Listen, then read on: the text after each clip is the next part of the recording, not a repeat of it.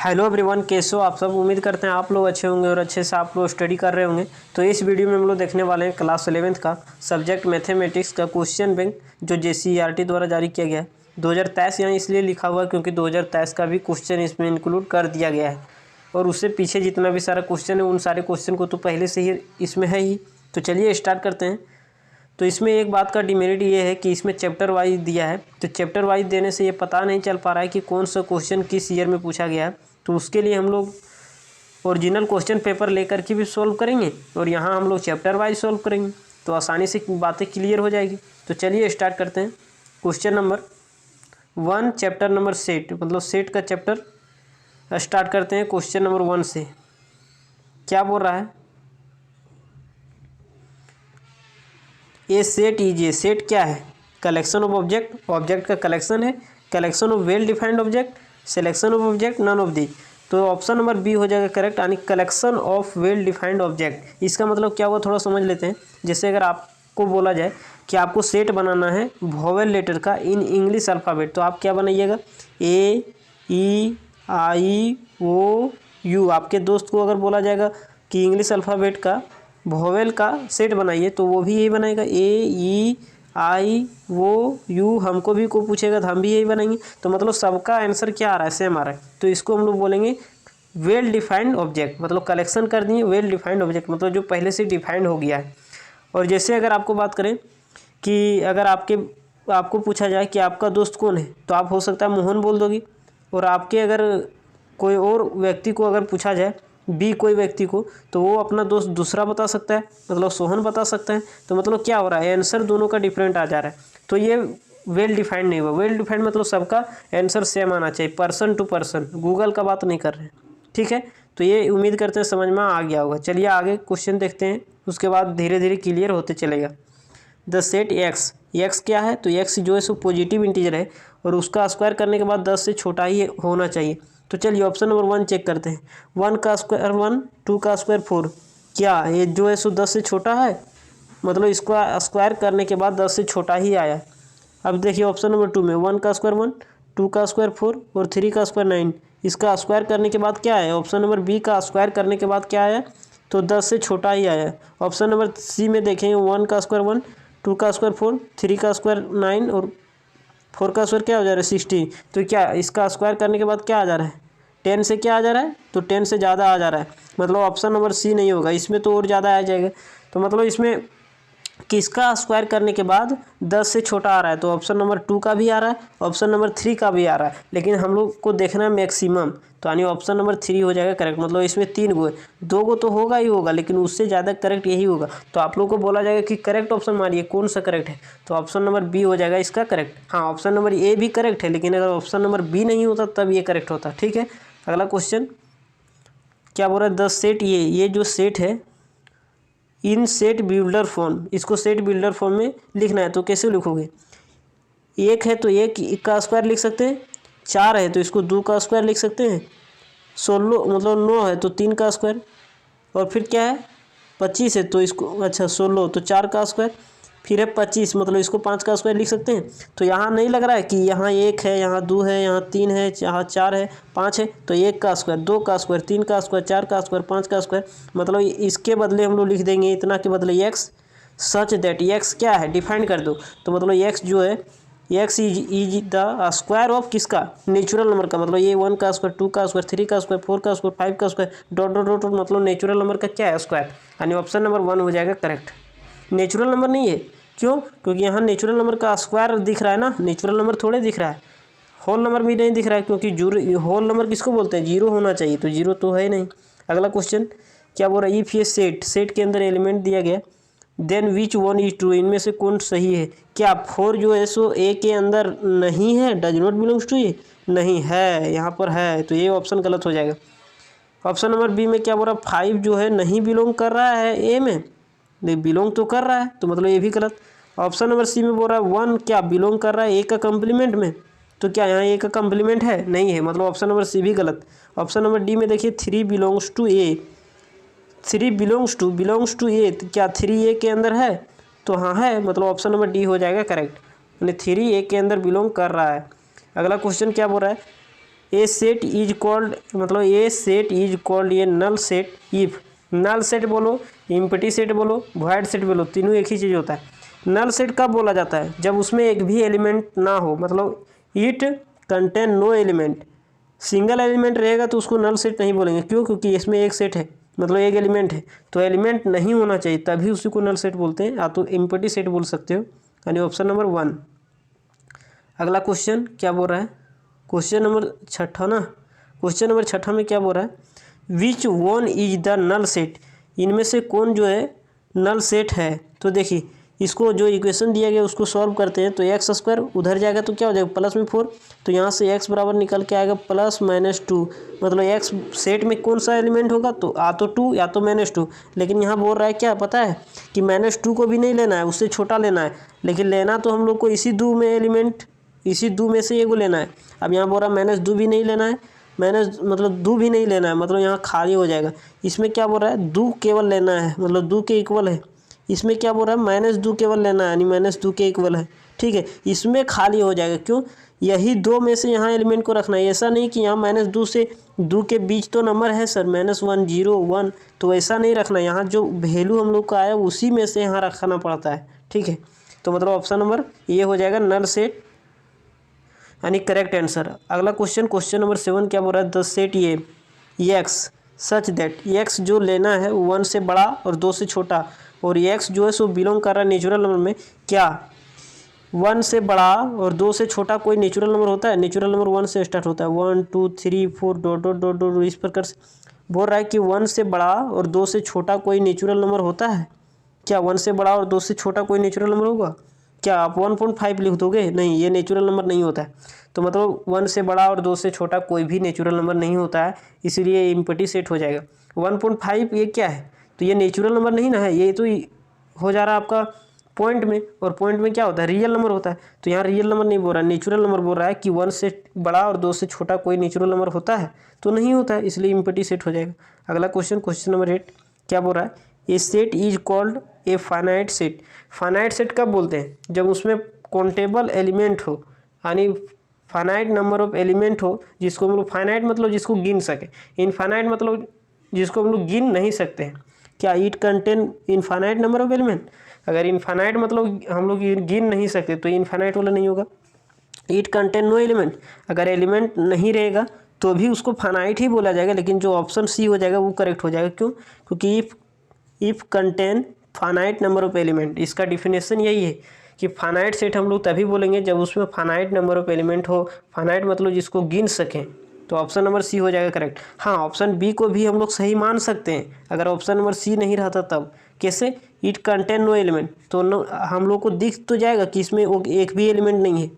तो एक भी एलिमेंट नहीं है मतलब हमको दिख रहा है, मतलब गिना जा रहा है कि इसमें एलिमेंट नहीं है, तो मतलब जिसको हम लोग काउंट कर सकते हैं उसको हम लोग फाइनाइट सेट बोलते हैं। अगला क्वेश्चन, क्वेश्चन नंबर 9, ये set is called infinite set. Infinite set जिसमें इनफाइनाइट नंबर ऑफ एलिमेंट हो, यानी ऑप्शन नंबर ये हो जाएगा करेक्ट।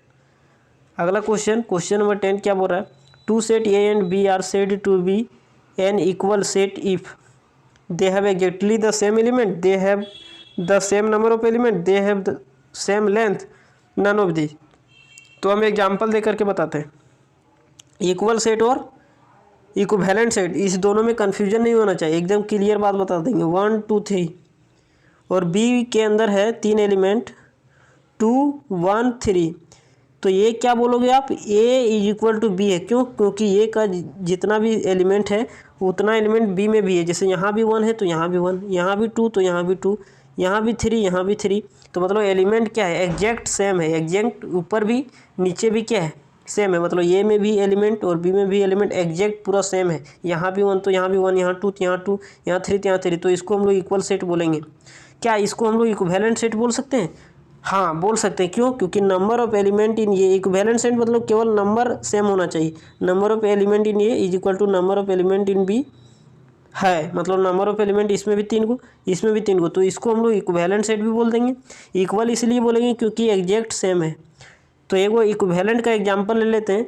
जैसे ए का एग्जांपल ले लेते हैं 1 2 3 और बी में एलिमेंट है 2 3 5, तो क्या ये इज इक्वल टू बी होगा? नहीं होगा बी। क्यों? क्योंकि इसमें एग्जैक्ट एलिमेंट नहीं है, सेम सेम नहीं है। यहाँ 1 है तो यहाँ 1 दिख ही नहीं रहा है, यहाँ 1 है तो यहाँ 1 दिख रहा है, नहीं दिख रहा है। तो मतलब ये क्या हुआ कि इक्वल सेट नहीं होगा। अब इक्विवेलेंट चेक करेंगे तो इक्विवेलेंट कहता है कि खाली नंबर सेम होने से हम इक्विवेलेंट हो जाएंगे। Number of element in A बराबर नंबर ऑफ एलिमेंट क्या है? बी है। मतलब इसमें भी 3 गो और इसमें भी क्या है? 3 गो। तो नंबर ऑफ एलिमेंट बराबर है ना, तो ये क्या हो गया? तो इक्विवेलेंट हो गया। इक्वल होने के लिए 2 बात, एलिमेंट भी सेम होना चाहिए और नंबर ऑफ एलिमेंट भी सेम ही होना चाहिए। मतलब कहने का मतलब एग्जैक्ट अगर सेम है तो अगर सेम रहेगा तो नंबर भी तो सेम ही होगा ना। मतलब जैसे यहाँ मान लें अगर 1 2 3 है, 1 2 3, तो ये एग्जैक्ट सेम बोल रहा है तो यहाँ भी तो 1 2 3 होगा। तो इसका मतलब क्या हुआ? इसमें नंबर भी सेम ही होगा, नंबर ऑफ एलिमेंट। मतलब यहाँ से निष्कर्ष निकल के आ रहा है कि all equal set are equivalent set but all equivalent set are not equal. ठीक है, अगला क्वेश्चन देखते हैं। मतलब सारा इक्वल सेट को हम लोग इक्विवेलेंट सेट बोल सकते हैं। क्यों? क्योंकि नंबर तो सेम रहेगा इक्वल सेट में, तो इक्विवेलेंट सेट उसको बोल देंगे। लेकिन हर एक इक्विवेलेंट सेट को इक्वल सेट नहीं बोला जाएगा, क्योंकि number of element in A बराबर number of element in B अगर रहेगा। जैसे एग्जांपल की बात करें, अभी हम बताए थे कि 1 2 3 इसमें है बी में 2 3 5, तो इसको इक्वल सेट नहीं बोला जाएगा, लेकिन इक्विवेलेंट सेट बोल देंगे क्योंकि नंबर ऑफ एलिमेंट ए और number of element in B बराबर है। तो केवल नंबर बराबर होने से इक्विवेलेंट होता है, ना कि इक्वल होता है। अगला क्वेश्चन क्या बोल रहा है? All infinite can not B, यही ना क्वेश्चन है? हाँ, all infinite set can not be describe in the set builder form, tabular form, interval और डी में नन ऑफ दीज। मतलब इनफाइनाइट सेट को हम लोग किस फॉर्म में हम लोग नहीं लिख सकते हैं इनफाइनाइट सेट को? तो ऑप्शन नंबर बी हो जाएगा इसका करेक्ट, यानी टेबुलर फॉर्म में या तो इसको रोस्टर फॉर्म में। क्या आप रियल नंबर का सेट लिखिए तो आप लिख पाओगे? टेबुलर फॉर्म में नहीं लिख पाओगे। कैसे? रियल नंबर में होता है क्या? माइनस से इन्फाइनाइट हो जाएगा, माइनस में 0.09999 बहुत सारा हो जाएगा, फिर हो जाएगा 0.999999 बहुत सारा, फिर हो जाएगा 0.0001। उतना सारा पॉइंट हम लोग लिख पाएंगे? रियल नंबर में बहुत सारा पॉइंट आ जाएगा, पॉइंट वाला भी आएगा, फ्रैक्शन वाला भी आएगा, उतना सारा हम लोग लिख पाएंगे कॉमा में? तो रोस्टर मतलब होता है कॉमा कॉमा करके लिखना, तो उतना सारा नंबर को हम लोग कॉमा करके नहीं लिख सकते हैं। इसलिए हो जाएगा क्या? ऑप्शन नंबर बी हो जाएगा करेक्ट। हाँ, इंटरवल में लिख सकते हैं रियल नंबर को माइनस इन्फिनाइट से इन्फिनाइट तक, ये हो गया इंटरवल में, तो इसको रियल नंबर हम लोग बोल सकते हैं। ठीक है, लेकिन टेबुलर फॉर्म में नहीं लिखा जा सकता है। किसको? इन्फिनाइट सेट को। अगला क्वेश्चन क्या बोल रहा है? इफ़ आर जो है सो रियल नंबर का सेट है, एन जो है नेचुरल नंबर का सेट है, जेड जो है सो क्या है? Set of integer, then which one can not be describe in the roster form. किसको हम लोग रोस्टर फॉर्म में डिस्क्राइब नहीं कर सकते हैं? तो अभी हम बताएं पीछे किसको नहीं कर सकते हो। नेचुरल नंबर को तो रोस्टर फॉर्म में लिख सकते हो। कैसे? 1 यहाँ क्या हो जाएगा? 1 2 लिखा क्यों नहीं रहा है? हाँ, तो 1 2 3 डॉट डॉट डॉट डॉट, इस प्रकार से क्या हो जाएगा? नेचुरल नंबर को लिखा जाएगा कोमा कोमा में। इंटीजर को भी हम लोग लिख लेंगे माइनस इन्फिनिटिव से डॉट डॉट डॉट डॉट, क्या लिखेंगे? -1 0 1 2 3 डॉट डॉट डॉट, इस प्रकार से हम लोग टेबुलर फॉर्म में लिख लेंगे। किसको? टेबुलर फॉर्म बोला तो रोस्टर फॉर्म में, तो इंटीजर को भी लिख लेंगे। लेकिन हम लोग रियल नंबर को नहीं लिख पाएंगे। अभी हम बताएं रियल नंबर में क्या होता है? माइनस इन्फिनिटिव 0.9999 0.1111 बहुत सारा पॉइंट हो जाएगा, फिर 0.00001, फिर 0.000000001, उतना सारा पॉइंट लिख पाएंगे? रियल नंबर में हर एक पॉइंट हो जाता है जितना आप सोच सकते हो। तो यानी ऑप्शन नंबर सी को हम लोग, यानी रियल नंबर को हम लोग रोस्टर फॉर्म में सजा नहीं सकते हैं। इसमें प्योर अंक होता है, इसमें नेचुरल नंबर में प्योर अंक होता है, काउंटेबल अंक, तो इसको हम लोग लिख लेते हैं, लेकिन रियल नंबर को लिखना संभव नहीं है। अगला क्वेश्चन 13 में, इफ़ सेट ए के अंदर एलिमेंट है 1 2 3, सेट बी के अंदर 2 1 3 है, then which one is true, इनमें से कौन सही है? तो क्या ए और बी इक्वल है? तो हाँ इक्वल है। क्यों? क्योंकि इसमें भी 1 है, इसमें भी 1, इसमें भी 2, इसमें भी मतलब 2, इसमें भी 3, इसमें भी 3, मतलब ए बराबर क्या है? तो ए बराबर बी है। लेकिन अगर ए बराबर बी है तो इसमें क्या आपको दिख रहा है कि number of element in A बराबर है number of element in B? तो हाँ बराबर है, तो मतलब इसको इक्विवेलेंट सेट भी बोला जाएगा। इक्विवेलेंट सेट मतलब number of element in A बराबर होगा number of element in B. तो ये इक्वल सेट है, क्यों? क्योंकि एग्जैक्ट सेम है एलिमेंट दोनों में, और इक्विवेलेंट इसलिए है क्योंकि नंबर ऑफ एलिमेंट भी इक्वल है। ठीक है, तो इक्विवेलेंट सेट का एग्जांपल हम अभी पीछे बताए थे। अगला question, question number 14, if every element of set A का हर एक element also an element of set B then set A is called, मतलब A is said to be क्या कहलाएगा? मतलब जो है सो ये एक इसमें एलिमेंट है 1 2, इसका हर एक एलिमेंट सेट बी में प्रेजेंट है, यानी 1 2 3, तो सेट ए को क्या बोला जाएगा? तो सेट ए को बोला जाएगा, ए जो है सो सबसेट है किसका? बी का, यानी जो ए का एलिमेंट है वो किससे लिया गया है? सेट बी से लिया गया, मतलब ये जो सो सबसेट है बी का, यानी ऑप्शन नंबर सी हो जाएगा correct, A subset of B. अगला क्वेश्चन देख लेते हैं, क्वेश्चन नंबर 15। क्वेश्चन नंबर 15 में क्या बोल रहा है? If Z is the set of integer, ठीक है, जेड को हम लोग इंटीजर से ही डिनोट करते हैं, एन को नेचुरल नंबर से, Q set of rational number, rational number जिसको पी बाई क्यू के फॉर्म में लिखा जा सके, then which one is true, इनमें से कौन सा ट्रू है? तो चलिए, सबसे बड़ा होता है क्या चीज़? रियल नंबर, उससे छोटा क्या होता है? रेशनल नंबर, उससे छोटा क्या होता है? तो इंटीजर, उससे छोटा क्या होता है? तो होल नंबर, उससे छोटा क्या होता है? Natural number. ठीक है, तो यहाँ तो तीन ही को पूछ रहा है, तीन ही को में, कौन कौन में? इंटीजर में, रेशनल नंबर में और नेचुरल नंबर में। तो यहाँ सबसे बड़ा कौन हो जाएगा? रेशनल नंबर, फिर क्या हो जाएगा? इंटीजर, और फिर क्या होगा? नेचुरल नंबर, यानी ऑप्शन नंबर आपका करेक्ट हो जाएगा, ऑप्शन नंबर ये। अगला क्वेश्चन क्या बोल रहा है? Question number 16, the set T set है, अच्छा सेट को हम लोग किसी भी कैपिटल लेटर से दिखा सकते हैं इंग्लिश अल्फ़ाबेट का, तो यहाँ टी से दिखाए तो कोई दिक्कत नहीं। X z x belongs to real number, मतलब इसमें जो सेट के अंदर जो होगा एलिमेंट वो रियल नंबर होगा, बट रेशनल नंबर नहीं होगा, मतलब रियल में से रेशनल वाला घटा देगा, यानी ऑप्शन नंबर क्या हो जाएगा? डी, ऑप्शन नंबर डी हो जाएगा करेक्ट। यानी आप लोग को एक बात और पता होना चाहिए कि रियल नंबर बराबर होता है, रियल नंबर, यहाँ रियल नंबर बराबर होता है रेशनल नंबर, रेशनल नंबर और प्लस में इरेशनल नंबर, इरेशनल नंबर। ठीक है, तो अगर यहाँ आपको बोल देता x belongs to r and x belongs to q भी, दोनों, तो अगर रियल, अच्छा रियल दोनों नहीं बोलेगा, ठीक है, दोनों नहीं बोलेगा, या तो यहाँ बोलेगा x belongs to irrational, x belongs to rational, तो इरेशनल और रेशनल मिलके रियल हो जाता है, तो ये बात आप लोग ध्यान में रखिएगा। ठीक है, तो यहाँ एक्चुअल में बोल रहा था कि रियल होगा, लेकिन किसको छोड़ के? मतलब रेशनल वाले को छोड़ के, मतलब रियल में से रेशनल को घटा देना है। अगला क्वेश्चन आते हैं क्वेश्चन नंबर 17। क्वेश्चन नंबर 17 में बोल रहा है the collection of all subset of A set A is called, मतलब किसी सेट ए को ले लेते कोई सेट, ठीक है, 1 और 2, ये कोई सेट है और इसका सबसेट बनाइए, तो सबसेट बनाओगे तो क्या हो जाएगा?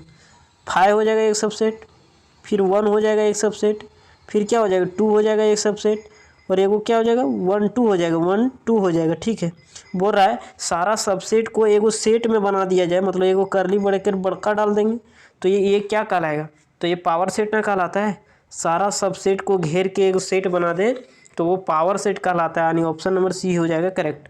अगला क्वेश्चन, हाँ क्या बोल रहा है? If A be the set having M number of element, कोई भी सेट है उसमें एम नंबर ऑफ एलिमेंट है, the total number of subset of A, अभी हम पीछे बताए थे कि 2 गो एलिमेंट है तो कितना आ रहा था? 4, मतलब इसका फॉर्मूला होता है 2 के पावर n, यानी number of subset in set ए, तो इसमें कितना एलिमेंट है? एम एलिमेंट, तो यानी 2 के पावर क्या हो जाएगा? एम, अगर 2 एलिमेंट रहता तो 2 के पावर 2, तो 4, मतलब 4 सबसेट बनता, अगर 2 एलिमेंट रहता तो 4 सबसेट, अगर 3 एलिमेंट रहता तो 2 के पावर 3 यानी 8 सबसेट, तो उस प्रकार से हम लोग निकालते हैं, मतलब इसका फॉर्मूला होता है 2 के पावर n, जहाँ n क्या है? तो n है number of element in set. ठीक है, तो यहाँ क्या हो जाएगा? ऑप्शन नंबर ए हो जाएगा करेक्ट। अगला क्वेश्चन क्या बोल रहा है? हाँ, तो आप लोग याद रखें कि number of subset is equal to होता है number of element in power set of A, तो इसका फॉर्मूला क्या होगा? इसका भी होगा 2 के पावर n। तो यहाँ बोल रहा है A is A empty set मतलब उसमें एलिमेंट क्या है? 0, मतलब 2 के पावर 0 बराबर 1। तो मतलब अगर एलिमेंट जीरो भी रहेगा फिर भी उसका एक सबसेट हो जाता है, यानी ऑप्शन नंबर सी हो जाएगा करेक्ट। तो ऐसे में जीरो नहीं मार दीजिएगा कि एलिमेंट खाली है तो इसका मतलब सबसेट एक भी नहीं होगा, एक वो होगा। एम्प्टी सेट का भी एक सबसेट होता है, कौन? वो 5 होता है। अगला क्वेश्चन 20 क्या बोल रहा है, सेट ए। इफ सेट ए के एलिमेंट इतना दिया गया, बी में एलिमेंट दिया गया ए यूनियन बी। यूनियन मतलब होता है एलिमेंट को मिला के लिख देना, लेकिन बक्सरे याद रखना ये है कि एलिमेंट को रिपीट करके नहीं लिखना। यहाँ भी ये तो ये लिख दिए, फिर ये है, फिर ये लिख दिए, आई है आई लिख दिए, ओ है ओ लिख दिए, यू है यू लिख दिए। अब क्या है, यहाँ भी ये तो ए को डबल नहीं लिखेंगे, आई भी लिखा गया डबल नहीं लिखेंगे, यू भी लिखा गया तो डबल नहीं लिखेंगे। मतलब ये किसके बराबर आ गया, ए के बराबर आ गया। यही तो है ये, यही तो ये है। तो मतलब ऑप्शन नंबर बी हो जाएगा करेक्ट। अगला क्वेश्चन 21 में बढ़िया से समझ में आ जाएगा। अगला क्वेश्चन में यूनियन किसको बोलते हैं, ठीक है। ए के अंदर इतना, एक बी के अंदर इतना एलिमेंट, तो ये यूनियन बी कैसे निकालेंगे, ए यूनियन बी दोनों एलिमेंट को मिला देंगे, यानी 2 4 6 8। तो यहाँ है 6 तो 6 तो लिखा गया, 8 है 8 तो लिखा गया, 10 नहीं लिखा है तो 10 लिख दो, 12 नहीं लिखा है 12 लिख दो। तो ये आ गया हम लोगों को ए यूनियन बी, यानी ऑप्शन नंबर सी हो जाएगा करेक्ट। अगला क्वेश्चन देख लेते हैं, क्वेश्चन नंबर 22।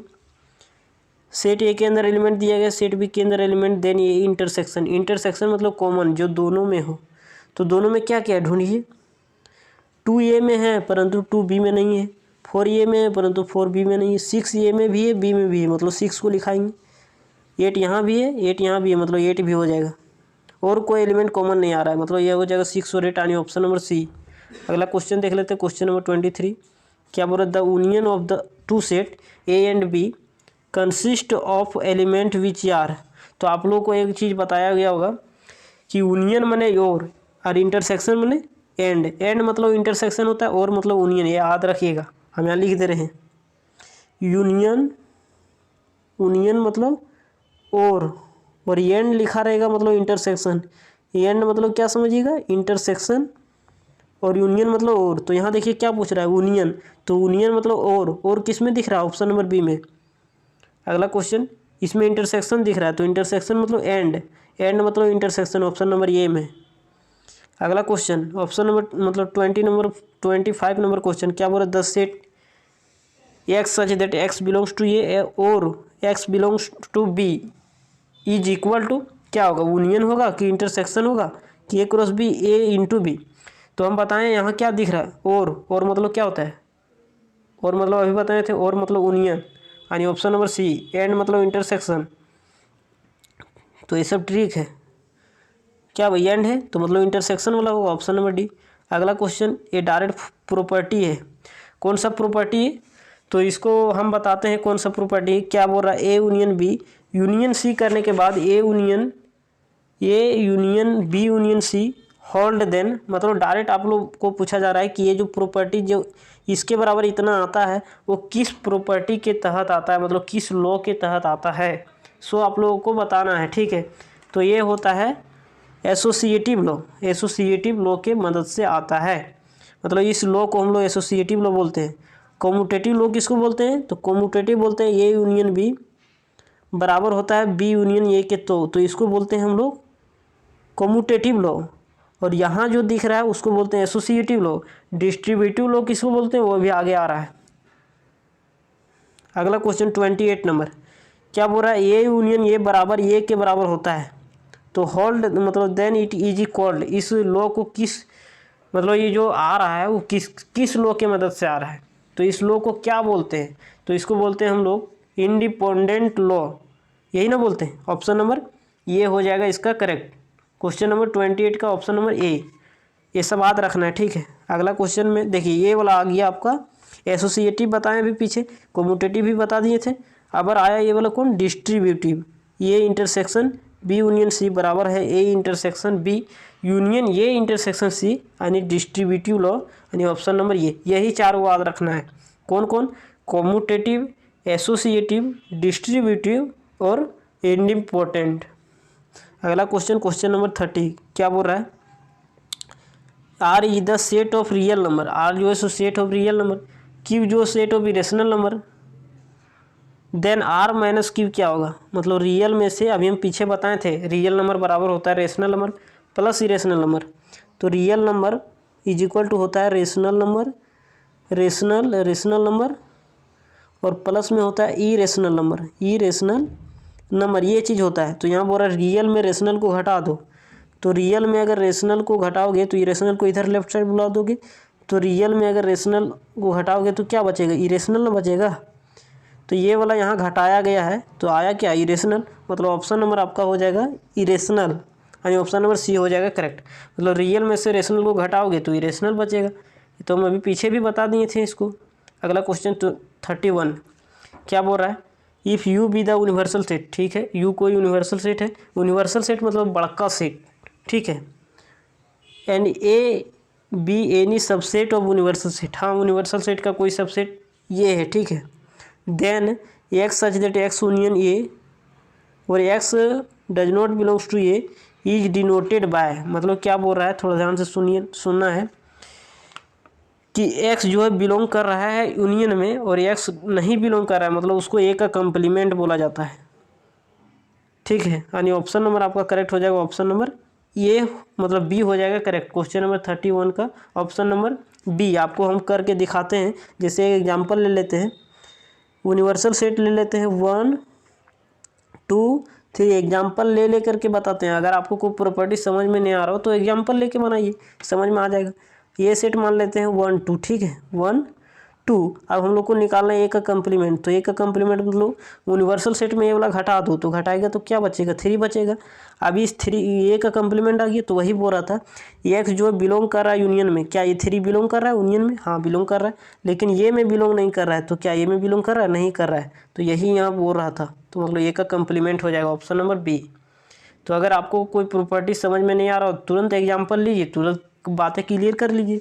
क्या बोल रहा है, if A is the subset of universal set, फिर वही बात, यूनिवर्सल सेट का एक सबसेट है ए, देन इट कम्प्लीमेंट, मतलब ए का कम्प्लीमेंट इज ऑल्सो कॉल्ड, मतलब उसको क्या बोलते हैं, क्या बोल रहा है, A is A subset of universal set का ए जो है सो सबसेट है, देन इट्स कम्प्लीमेंट, ए का कम्प्लीमेंट इज ऑल्सो कॉल्ड क्या कहलाएगा, मतलब क्या बोल रहा है कि यूनिवर्सल सेट एगो है, कोई भी एक यूनिवर्सल सेट ले लेते हैं 1 2 3 एक यूनिवर्सल सेट है, और ये एगो कोई सेट ले लेते हैं 1 और 2, देन इसका कम्प्लीमेंट पूछ रहा है कि कम्प्लीमेंट इसका क्या होगा, तो ए का कम्प्लीमेंट निकाल देते हैं। कम्प्लीमेंट मतलब यूनिवर्सल सेट में ये वाला घटा दो, तो यूनिवर्सल सेट में ये वाला घटाओगे तो 3 बचेगा, 3 को भी तो यूनिवर्सल सेट का एक सबसेट ही माना जाएगा ना।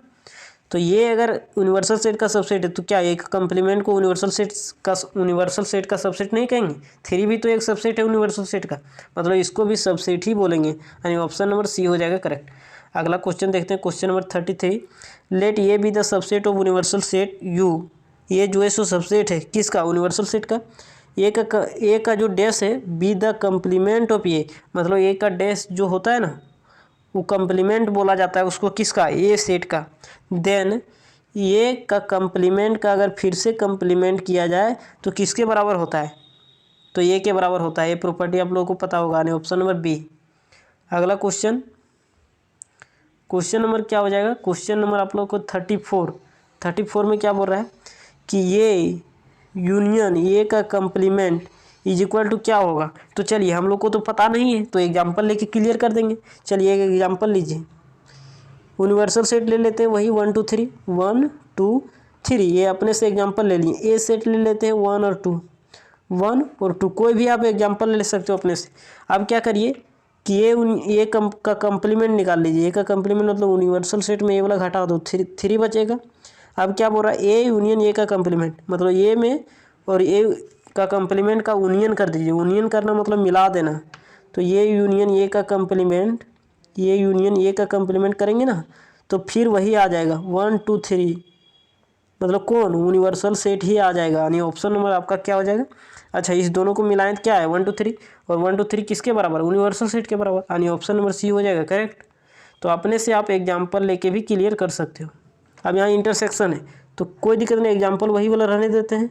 तो अगर दूसरा एग्जाम्पल ले लेते हैं, ठीक है, यूनिवर्सल सेट मान लेते हैं 5 7 9, ठीक है, और ये सेट मान लेते हैं, ये जो है सो सबसेट है किसका, यूनिवर्सल सेट का। तो ऐसा नहीं कि इसमें 1 2 मान लें, 1 2 नहीं मानना है। क्यों? क्योंकि यहाँ बोल रहा है जो ए जो है ना सो सबसेट है यूनिवर्सल सेट का, मतलब इसी का सबसेट है। तो ले लेते हैं 5 और 7, तो 5 7 क्या यूनिवर्सल सेट का सबसेट है? तो हाँ है। अब बोल रहा है ए इंटरसेक्शन ए का कंप्लीमेंट, तो ए का कंप्लीमेंट दिख रहा है, तो पहले ए का कंप्लीमेंट निकाल लेते हैं। तो कंप्लीमेंट निकालेंगे तो इसका मतलब होता है यूनिवर्सल सेट में ये वाला घटा दो, तो यूनिवर्सल सेट ये वाला, इसमें से 5 और 7 घटाएंगे तो 9 बचेगा, तो 9 बचेगा। अब हम लोग को क्या चाहिए, ये इंटरसेक्शन ए का कंप्लीमेंट, मतलब इस दोनों में आप लोगों को कॉमन चाहिए। तो क्या कॉमन कुछ आएगा? नहीं आएगा, मतलब 5 हो जाएगा, यानी ऑप्शन नंबर 9 हो जाएगा, मतलब ऑप्शन नंबर ये हो जाएगा करेक्ट।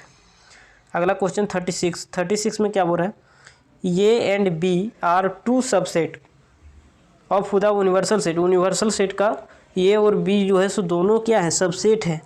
देन ए यूनियन बी का कंप्लीमेंट क्या होगा? तो इसका डायरेक्ट प्रॉपर्टी आप लोग को याद रखना पड़ेगा, ए यूनियन बी लिख देते हैं, दोनों आप लोग का है यहाँ दिया गया, ए यूनियन बी बराबर, अगर अलग अलग कंप्लीमेंट होगा तो यहाँ यूनियन था तो यहाँ इंटरसेक्शन में बढ़ जाएगा, और वही अगर यहाँ इंटरसेक्शन रहेगा, ये इंटरसेक्शन बी का कंप्लीमेंट, तो इसमें अगर अलग अलग डैश आएगा अलग अलग, तो यहाँ इंटरसेक्शन था तो यहाँ यूनियन हो जाएगा। ये बात दोनों याद रखना है, बहुत ही इंपॉर्टेंट। 2022 में भी पूछा था यहाँ से, 2023 में भी पूछा गया था यहाँ पर क्वेश्चन, ठीक है, तो ये याद रखिएगा। तो इसमें कौन सा हो जाएगा, यूनियन है तो इंटरसेक्शन वाला यानी ये वाला, फिर इसमें क्या इंटरसेक्शन, तो इसमें यूनियन वाला होगा, यानी दोनों का ऑप्शन नंबर सी। अगला क्वेश्चन नंबर 38 क्या बोल रहा है, if A is subset of set B, मतलब ये जो है सो सबसेट है बी का, बी जो है सबसेट है ए का, then A is equal to B, यानी ऑप्शन नंबर ये हो जाएगा करेक्ट। सर आप कैसे बोल दिए, चलिए एग्जांपल लेके बताते हैं। ये कोई सेट है, ठीक है, तो 1 2 3, और बी कोई सेट है, मान लेते हैं 1 और 2, ठीक है। तो यहाँ क्या बोल रहा है, A is subset of B, मतलब ये जो सबसेट है बी का, मतलब बी वाला बड़ा होना चाहिए ना। तो चलिए यहाँ लिख देते हैं 3 और ये लिख देते हैं 4। तो यहाँ क्या ए जो है सो सबसेट है बी का, मतलब ए का जो एलिमेंट लिया गया वो सेट बी से लिया गया। चलिए यहाँ तक ठीक है। बोल रहा है बी भी जो है सो सबसेट है ए का, तो बी क्या ए का सबसेट नज़र आ रहा है? नहीं आ रहा है। तो मतलब ये दोनों संभव तभी है जब दोनों सेट इक्वल होगा। हम इक्वल लेके आपको दिखाते हैं 1 2 3, और यहाँ भी सेट बी भी लीजिए 1 2 3। अब देखिए इसको बी मान लेते हैं, इसको ये, अब देखिए ए बी का सबसेट है, बी भी ए का सबसेट है, तो कब संभव होगा, कब संभव हुआ ऐसा तभी संभव हुआ जब दोनों इक्वल होगा, मतलब ए बराबर बी होगा तभी होगा, मतलब ऑप्शन नंबर ये हो जाएगा करेक्ट। मतलब दो set subset A is subset of B और B is subset of A, यानी एक दूसरे का उल्टा तभी हो सकता है जब दोनों सेट क्या होगा, बराबर। अगला क्वेश्चन देख लेते हैं, last question number 39। Empty set is क्या फाइनाइट होता है, इनफाइनाइट होता है, यूनिवर्सल सेट होता है, अननोन सेट होता है? तो इसको क्या बोला जाएगा, इम्पटी सेट मतलब जिसमें फाइनाइट सेट हो, मतलब इनफाइनाइट नहीं बोला जाएगा, इम्पटी। अच्छा हाँ, इसमें इम्पटी सेट है तो हम लोग गिने तभी ना पता कर पाए कि इसमें एक भी एलिमेंट नहीं है। अगर नहीं गिनते तब इसमें पता नहीं कर पाते कि इम्पटी की क्या है। तो मतलब इसको हम लोग गिन पाए कि इसमें एलिमेंट क्या है, तो 0 है, मतलब इसमें एलिमेंट की संख्या क्या है, 0 है। तो मतलब इसको फाइनाइट कर लिए, मतलब इसमें फाइनाइट सेट हो जाएगा, ऑप्शन नंबर बी। तो आज के लिए इतना ही, बाकी मिलेंगे अगले वीडियो में, तब तक के लिए जय हिंद। पढ़ाई करते रहिए। उसी तरह से हम लोग प्रीवियस ईयर का भी क्वेश्चन करेंगे, ओरिजिनल क्वेश्चन पेपर ले करके। तो अगर चैनल पर नहीं हो तो सब्सक्राइब करके रख लीजिएगा, साथ ही बेल आइकन को प्रेस करके रख लीजिएगा, ठीक है। मिलेंगे अगले वीडियो में।